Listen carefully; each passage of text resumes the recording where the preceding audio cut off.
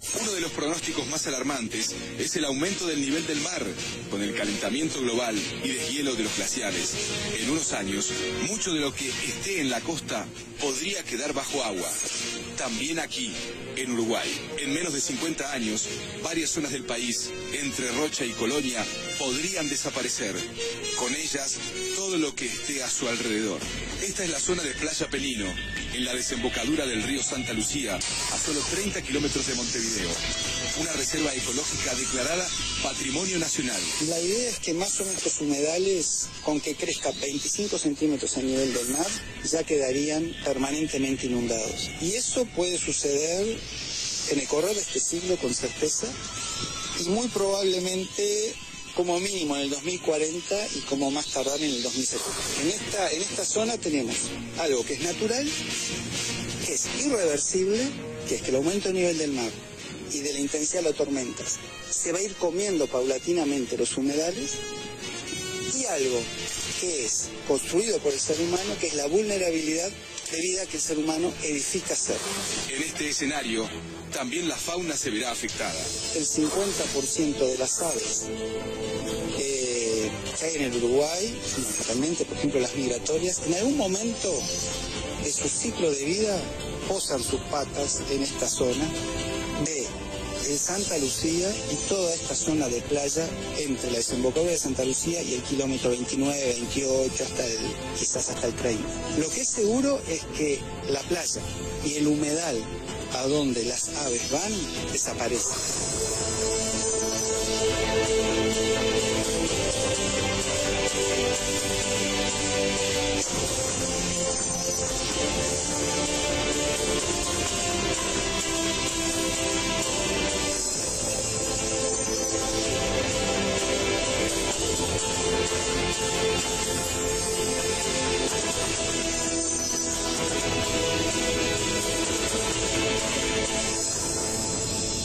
Hay que saber que los recursos costeros, así como otros recursos de la naturaleza, se están afectando. Eso es lo primero que hay que tener conciencia. Que tenemos que convivir con una enfermedad gradual del planeta Tierra, que es el cambio global, dentro del cual el cambio climático es el más importante. Acá el tema no es que vayamos a anular las cosas, es que tenemos que reducir el impacto.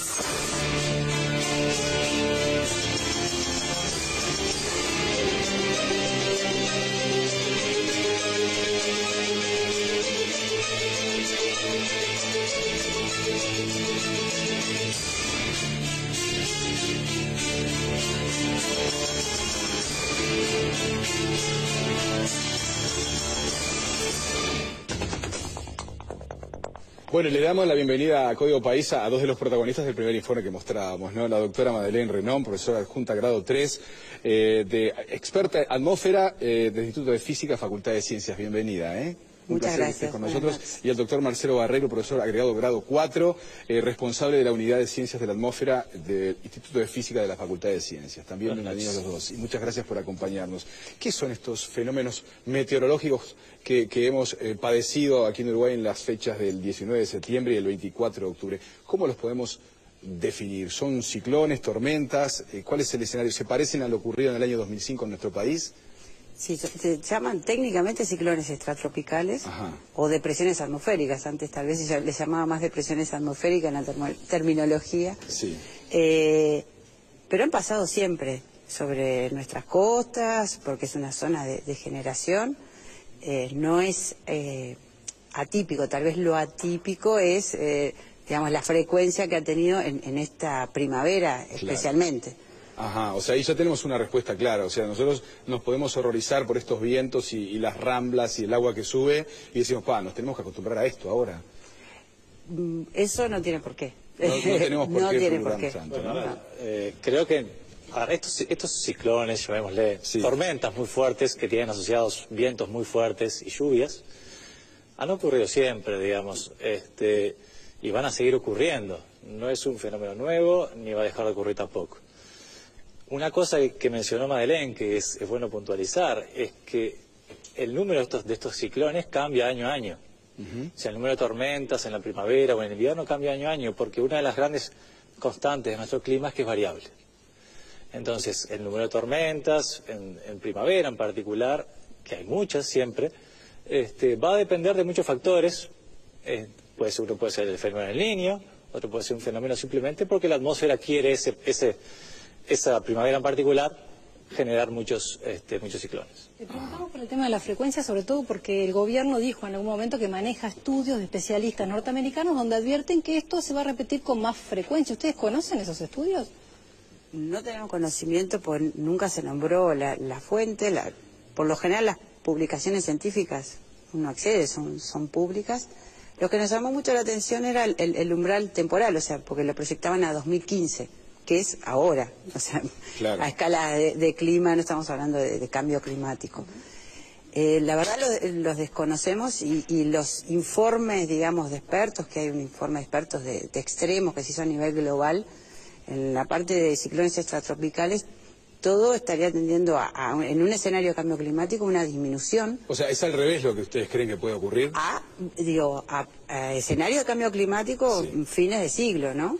Ajá. Eso es lo que se sale del informe de expertos a nivel global. ¿Ustedes estiman que va a haber menos ciclones extratropicales? En escenario de cambio climático hacia fin del siglo es probable... En un largo plazo, digamos. En un largo plazo que tendas a una disminución. Pero no es solo la frecuencia, porque estos ciclones mayoritariamente se dan en muchas zonas dentro del Atlántico Sur, sí, que no tiene un impacto en la sociedad. O sea que no es solo la frecuencia, hay que ver la intensidad y que esté cercano a nuestras costas para ver el impacto en lo que es la sociedad.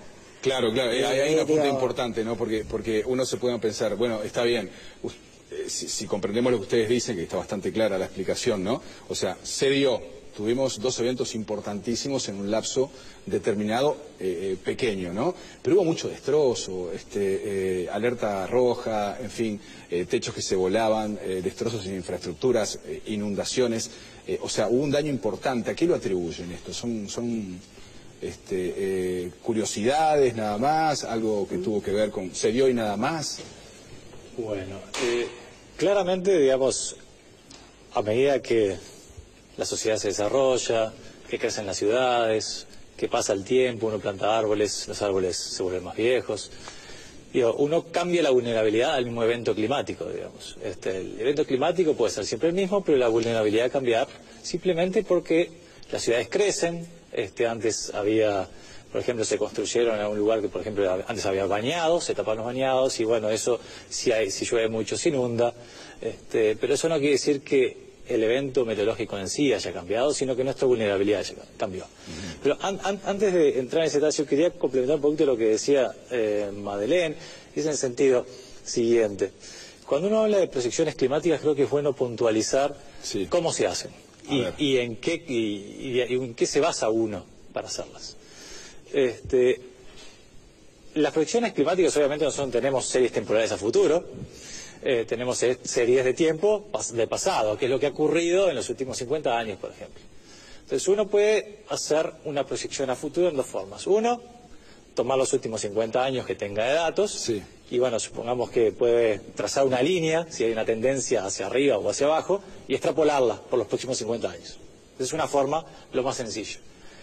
Y la otra forma es realmente usar un modelo climático. Ese modelo climático toma en cuenta cómo se comporta la atmósfera, cómo se comporta el océano, la vegetación, los hielos, o sea, todos los componentes del sistema climático, y uno lo que hace es imponer emisiones de gases de efecto invernadero a futuro, bajo un cierto escenario de que uno supone que va a aumentar tanto el dióxido de carbono en la atmósfera. Y el modelo le da una solución. Claro. O sea, tenemos una solución que me dice, bueno, de acá a 100 años, por ejemplo, entre esas cosas va a aumentar el nivel del mar, va a llover en tal o cual región más que hoy, etcétera. Entonces, si uno hace ese tipo de proceso, que está muy bien, porque uno no debe olvidar que los modelos hoy día representan nuestro conocimiento actual de cómo funciona el clima.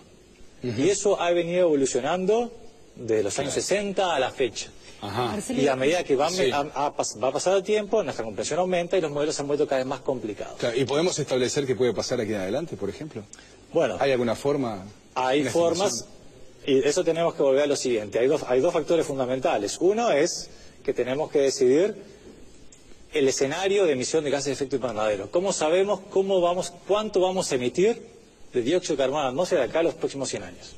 Ajá. Ahí ya hay un abanico de posibilidades, dependiendo de cómo sea el progreso de la sociedad en general del mundo. Claro. Si hay tecnologías más renovables o seguimos dependiendo más del petróleo. ¿Ustedes deben tener algún dato de esas emisiones, cómo van a ser, alguna proyección de cómo va a ser, cómo va a afectar el cambio climático Uruguay, digamos? Bueno, cómo funciona es que uno decide diferentes rutas de escenarios de emisión de gases de efecto invernadero y ante cada uno de esos casos uno le da ese input al modelo y el modelo le da una solución diferente. Entonces, cuando se construye un error de todas las posibilidades que pueden ocurrir. Claro. ¿Y doctora, se puede estimar qué puede pasar en Uruguay? En Uruguay, con estos modelos climáticos que mencionaba, son grandes, están hechos a escala global. Sí, claro. Y las proyecciones a futuro, si bien ahora el IPCC está manejando una nueva generación de modelos mejores que lo que se hizo en el informe anterior, que era debido a ese informe, las proyecciones a futuro siguen siendo el aumento de las precipitaciones, pero principalmente en verano, para lo que es la región, no solo el norte de Uruguay, sino toda una región del sur de Brasil, ¿sí? Sí. Y en cuanto a las temperaturas, también es el aumento a nivel anual entre 0,8, aunque las tendencias estaban mostrando un enfriamiento. Pero eso estoy hablando 2070... 2080. Claro, claro. Uno se pregunta, ¿tenemos los recursos en Uruguay para trabajar sobre corto plazo? Porque una de las observaciones del ciudadano común y corriente, entre los que nos incluimos, es que se avisaba tarde, ¿no? De que había una alerta de determinadas características o muy encima del evento. ¿Ustedes qué opinan al respecto? Bueno, estás cambiando de escala de tiempo. Sí. Primero que nada. Ya saliste del clima y pasaste al tiempo. Ajá. Bien, o sea, ahora estamos hablando de predicción del tiempo y no predicción del clima. Predicción del tiempo lo que hay que hacer justamente es determinar qué va a pasar de acá a 12 horas. Sí. ¿Está bien? 12, 24 horas. Y bueno, ahí ya lo que estamos hablando es, hay modelos de predicción del tiempo que son diferentes de modelos de predicción del clima. ¿Está bien? Entonces, la forma que se trabaja es, uno corre un modelo, y eso se puede correr en Uruguay, eso es perfectamente asible, ¿sí? Y luego la salida de ese modelo tiene que ser revisada, ¿sí? Por un meteorólogo profesional que realmente pueda interpretar la salida del mismo. También checar la información. Sí, claro. Tenemos elementos, porque la advertencia se elevó de nivel, digamos, pasó a ser roja a las 4 de la mañana. Es decir, la mayoría de la gente no se enteró o no se enteró cuando ya tenía planificado su día siguiente. Entonces lo que le estamos preguntando es, ¿hay elementos en Uruguay? Porque había por ejemplo, otra empresa que se dedica a ese tema que estaba diciendo desde el viernes anterior que bueno, que había que elevarle el nivel de alerta para las zonas costeras, para Maldonado, para Colonia, para Rocha, para Montevideo. Entonces, ¿nos faltan elementos para hacer un pronóstico del tiempo acotado y digamos que a la gente le resulte útil en ese sentido? Nosotros no conocemos lo que es la parte operativa, ¿no? Que es lo que lleva a los servicios meteorológicos. En referencia a lo que vos decís de este otro servicio que es extranjero, a veces también hay que ver a ciertos errores, ¿no? Porque yo puedo emitirte una alerta desde hoy hasta el martes que viene y tal, porque el modelo está dando algo, pero el modelo puede cambiar y después la alerta falló. Claro. Justo digamos que siguió en la misma línea. Ahí creo que del servicio meteorológico estuvieron bien cautos para ver si era un cambio. Hay fenómenos que tienen un desarrollo muy rápido y bueno, y requieren como que el cambio en la alerta se dé en ciertos momentos que te dan la información como para realizarlo. Igual nuestro gran debe acá en Uruguay de lo que es meteorología es recursos humanos capacitados. Falta. Más allá de la tecnología. La tecnología se puede conseguir, el modelo se puede instalar, conseguir una clúster para instalarlo no hay problema. El problema es capacitar, y eso no se capacita de un día al otro. Hay una conferencia global de investigación agrícola que se está desarrollando en Punta del Este, donde un experto de la Universidad de Columbia dice que poseemos buenos científicos con buen nivel internacional, pero la conexión de esa ciencia con la parte operativa de los servicios meteorológicos es donde falla. ¿El servicio meteorológico no tiene buenos expertos? No, él lo que está diciendo es que falta, no hay un flujo de diálogo. Nuestras investigaciones, si no pueden ser transferibles al servicio meteorológico que lo use de una forma operativa, digamos, estamos realizando ciencia para el extranjero, ¿sí? Claro, entonces, claro.